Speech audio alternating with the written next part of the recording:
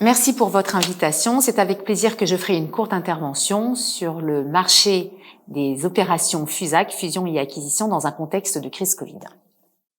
Pour qu'il y ait des opérations M&A, Mergers and Acquisitions, il faut à la fois des opportunités et il faut des liquidités. Pour ce qui est des opportunités, la crise sanitaire a entraîné une crise économique.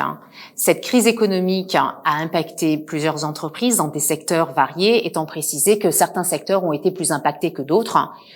Par exemple, l'aéronautique, par exemple la location de véhicules, l'hôtellerie, la restauration.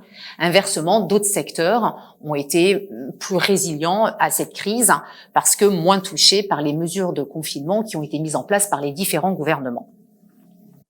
Les entreprises les plus fragilisées se retrouvent donc être des cibles vulnérables pour d'autres groupes qui, dans une dynamique de croissance externe, ont des velléités de consolidation sectorielle et souhaitent donc faire des opérations de fusion-acquisition pour se renforcer et devenir plus compétitifs, par exemple. Voilà. La crise économique, en revanche, n'engendre pas directement plus de liquidités. Les liquidités préexistaient. Il y avait avant la crise Covid déjà beaucoup de liquidités sur les marchés, essentiellement issues des fonds de retraite, des fonds de pension américains. Maintenant, à cela s'est ajouté toute l'épargne qui a découlé des mesures de confinement, puisque les mesures de confinement ont entraîné une baisse de la consommation. Donc, pas mal de liquidités, de plus en plus d'opportunités. Quand ces deux facteurs convergent, eh bien, il y a une recrudescence des opérations de fusion-acquisition.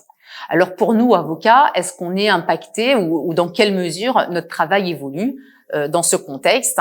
Eh ben, le travail de l'avocat, qui est un travail notamment rédactionnel, évolue en fonction des standards de marché et évolue en fonction des évolutions des opérations elles-mêmes. Et quand il y a, par exemple, beaucoup de liquidités, eh ben, certaines clauses de contrat évoluent aussi. Par exemple, dans des contrats de financement d'acquisition, les clauses qu'on dit de covenant, c'est-à-dire de ratio financier, sont pas les mêmes, selon qu'il y a plus ou moins de liquidités sur les marchés, ou dans les contrats d'acquisition, les SPA, les Share Purchase Agreement, pareil, les clauses, par exemple, de Rights and Warranties, c'est-à-dire de déclaration et garantie du vendeur à l'égard de l'acquéreur, peuvent varier également.